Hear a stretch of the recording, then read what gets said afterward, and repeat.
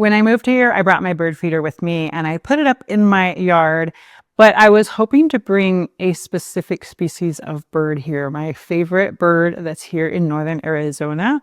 Days went by, weeks went by. I saw a couple other birds, but not the one I was trying to get. I did relocate my bird feeder at one point, and then I did add on a second bird feeder that I'm going to be doing a video on very soon. But it took 3 months, and then bam. So why this bird?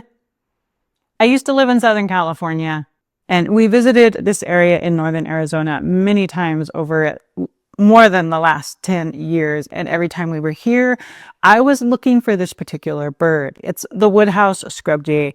It's my favorite bird that's here in northern Arizona that's not in Southern California. And it might be my favorite bird of all time. I don't know. Although I do really like birds of prey too. But outside of birds of prey, this is probably my favorite bird. But I always liked blue jays, scrub jays, those types of birds. We used to go to Sequoia National Park a lot when I was a kid, and I was always looking for the blue jays. So it kind of makes sense that I would love this specific bird too. But I was really hoping I could get it in my backyard. They were in my neighborhood, so I figured it wouldn't be that far off. But I didn't expect it to take 3 months. So I had originally positioned the bird feeder so I had a nice view from my bedroom window and from the dining area window so I could watch it and get good views of it. But I realized there was a cottonwood tree above the feeder, but I realized it's a little bit exposed and sometimes birds are afraid of that. We did get a spotted towhee on it sometimes. We did get house finches on it. But in the side pockets, I had peanuts in the shell for the woodhouse scrub jays. They weren't coming. I waited a while. You don't want to move it around too frequently. That they need time to get used to it for sure. But I did move it over to the side part of our yard, which is underneath our neighbor's apple tree. So it's a little more secluded, and they do fly into the apple tree and then come out to them. You can see them working their way down the inside the apple tree, and then they come out on the block wall and hop onto the feeder. I also got this smart bird feeder recently. A company sent it to me to try out and do a review video. I will be doing that very soon. I put a few peanuts on that too, and it seemed like they came to that one first, and then they suddenly discovered the other feeder at the same time. And I strategically placed that feeder, it's like outside this window, right underneath a neighbor's big shrub. So the birds can come in through the shrub and then to the feeder. So like I said, initially month 1, the bird feeder was sitting there, and occasionally I would see a pair of house finches on it.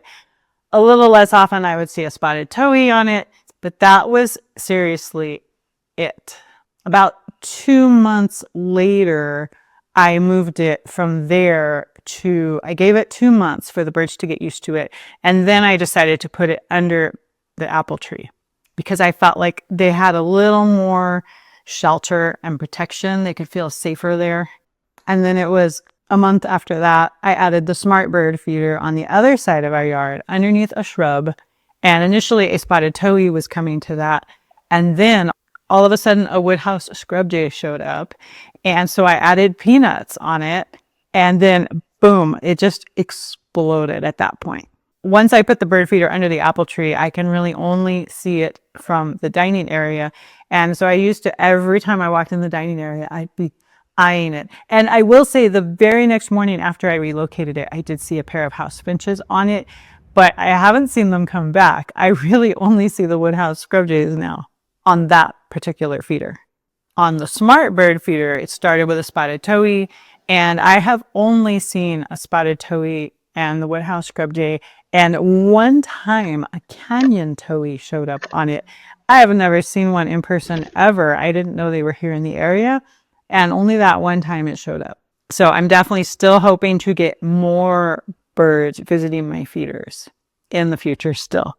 But by the 3rd month, I was really starting to wonder if I was ever going to get more birds, and especially the woodhouse scrub jay in my yard. It was really infuriating because when I would go out and walk my community, I would see woodhouse scrub jays right here.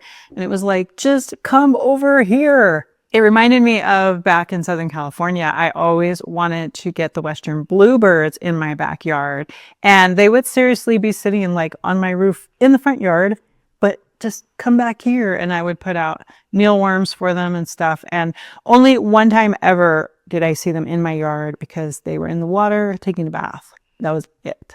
But on the day that the Woodhouse Scrub Days finally showed up was so exciting. And then it wasn't just one. There was like a whole army of them flying in and out, and they would go to a big pine tree, and then from there they would come over to the apple tree, and you could see them making their way down through the apple tree, and then they pop out on the brick wall, and then they'd go to the feeder and grab it. And sometimes they'd go sit on the brick wall, and then they would always fly out with it. And one of them flew to the top of the pine tree and sat there and ate it up there. But I was sitting at my dining table when I first saw it, and I recognized it immediately. My son was actually surprised at how big they are. They are much larger than like a finch, but they just kept grabbing the peanuts and making away with the peanuts. And I was getting photos, I was getting videos. I was even getting some like through the window. I know that's not ideal, but I was so excited. So was it worth waiting 3 months for? Yes, it was. I'm just grateful that they're here now, and I hope they continue to come. And I make sure I refill the peanuts for them every day. You know, backyard wildlife doesn't happen on our schedules and our timelines. And a quiet bird feeder isn't necessarily an unsuccessful feeder. The birds have to discover that it's there. They also need to feel safe. And so they kind of sit back and watch and make sure that it is a safe place. It can definitely take time to establish that. I'm still hoping for more species of birds, and more frequently. I very rarely see the house finch and the spotted towhee on that feeder. But my main point is don't keep moving it around too quickly. Give it time, and don't give up completely. Just keep going, keep trying your best. If you have a feeder and you are not getting any bird activity on it, give it time. Consider relocating it. Look and make sure that they have some coverage, some shrubs or trees that they can come through and get to it. Make sure it feels like a safe place for them. And then know what species you're trying to attract or they're in your area, and make sure you're giving them the appropriate food. Make sure the food is fresh. Provide water if you can. We just set up a little waterfall, so I'm really anxious to see.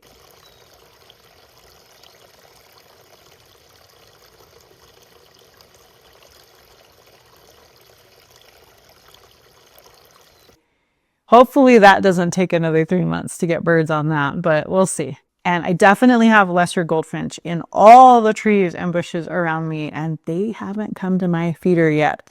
So I'm working on that too. So I know 3 months sounds like a long time to wait for one little bird, but the first time I saw it show up in my backyard, it was completely worth it. And now I'm really curious what else may show up. So what's the one bird you'd most love to see show up at your backyard feeder? I'd love to know. Please leave it down in the comment section for me. Thank you so much for joining me today. Have a great day, and God bless you.